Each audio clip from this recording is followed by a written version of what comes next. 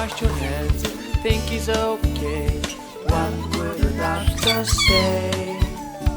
Wash, wash, wash your hands clean and keep the sickness away.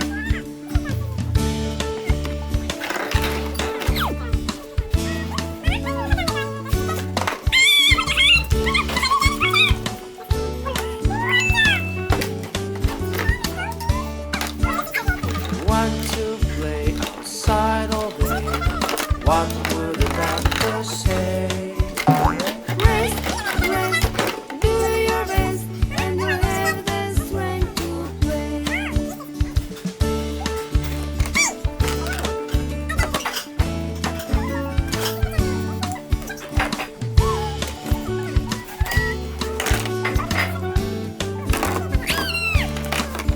When you don't wanna rise and exercise, what will the doctor say? Run, work, do a lot of sport and your heart will say hooray.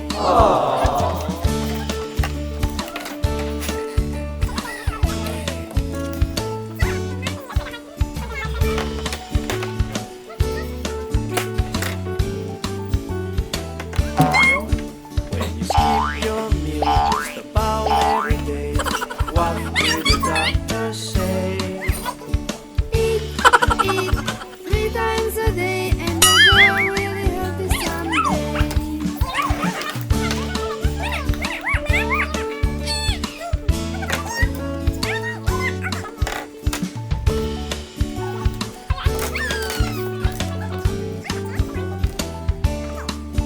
When you want to sleep without brushing your teeth, what will the doctor say?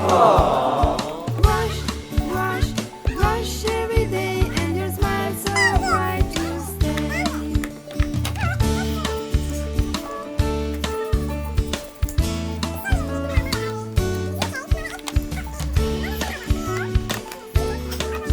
Two 2,000 years later.